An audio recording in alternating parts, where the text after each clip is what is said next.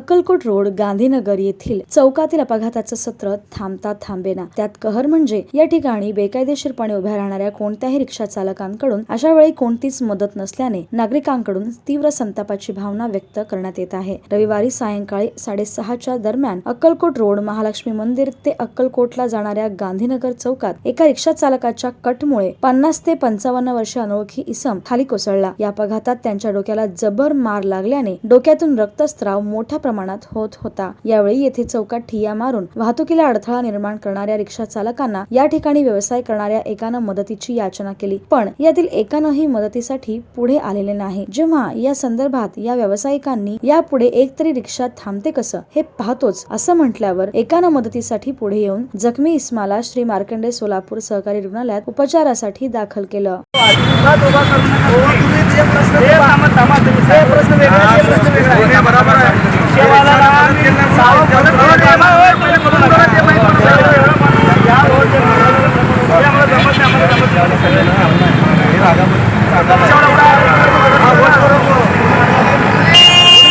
एक रिक्षा पण उभा करू नका इकडं कॉर्नरला। हे ट्रॅफिक असतात, हे कोणाला पण माहिती नाही।